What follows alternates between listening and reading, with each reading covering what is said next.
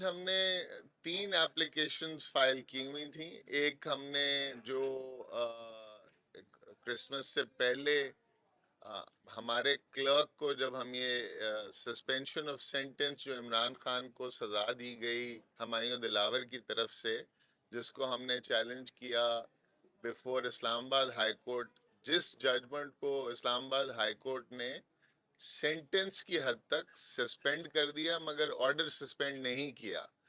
تو اس کے کانسیکوینس میں عمران خان صاحب کو الیکشن کمیشن نے فوراً ڈسکوالیفائی کر دیا.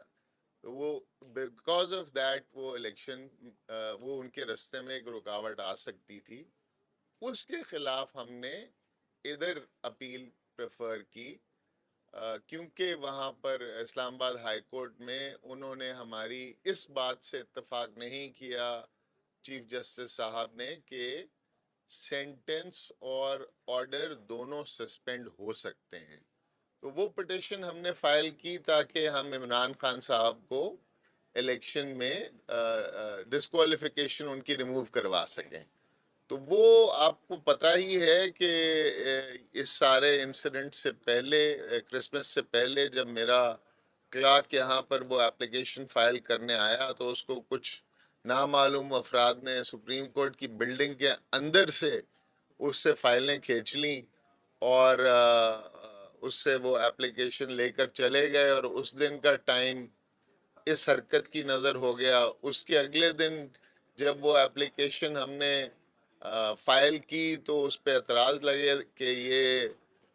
اس میں یہ ڈاکیومنٹس کی ڈیفیشنسی ہے. جب اعتراض ختم ہو گئے تو پھر اس کو نمبر نہیں لگا.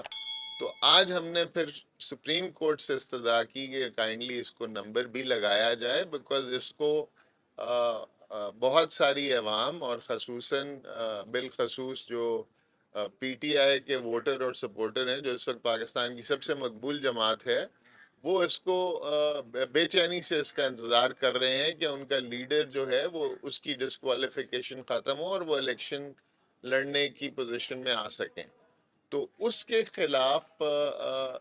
آج صبح سے ہی یہ سپریم کورٹ میں ہم نے 3 درخواستیں دی. ایک درخواست ہم نے اپنے کلرک کے ساتھ جو انسیڈنٹ ہوا اس پہ انویسٹیگیٹ کرنے کی درخواست دی، کیونکہ آپ کو پتہ ہے کرسمس سے پہلے ایک دن چھٹی تھی اور یہ سب اس طرح سے دروازے بند کر کے چلے گئے تھے اس انسیڈنٹ کے بعد کہ درخواست ہم فارملی رجسٹرار صاحب نہیں تھے،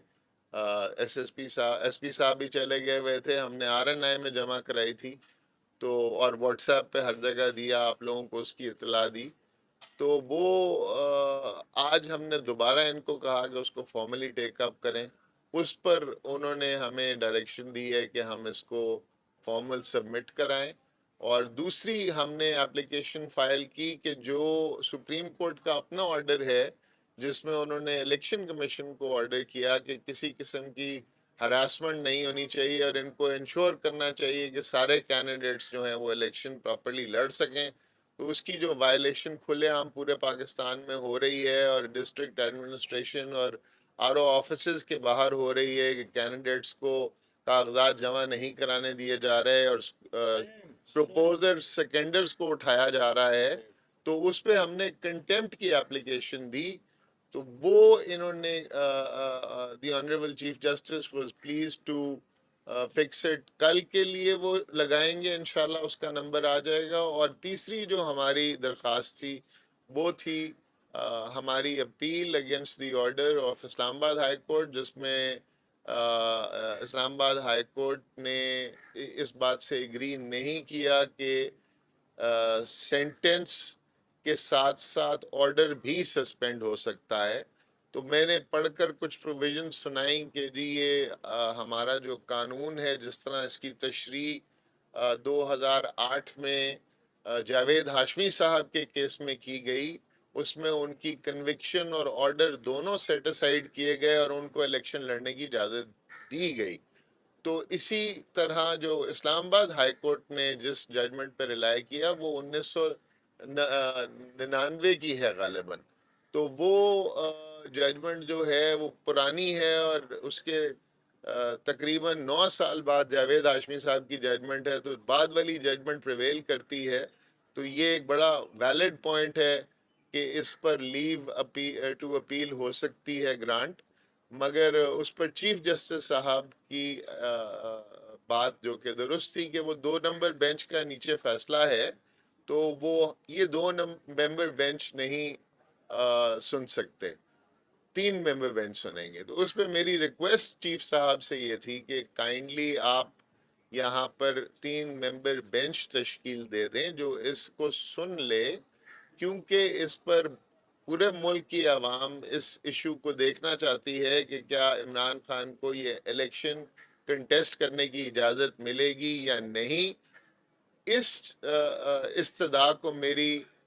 چیف صاحب نے اپنے پاس رکھا ہے، وہ اس پہ غور کریں گے اور وہ دیکھیں گے کہ کیا 3 ممبر بینچ بن سکتا ہے ان چھٹیوں میں یا نہیں۔ میری استدعا یہ تھی کہ یہ چھٹیوں میں ہی بنایا جائے تاکہ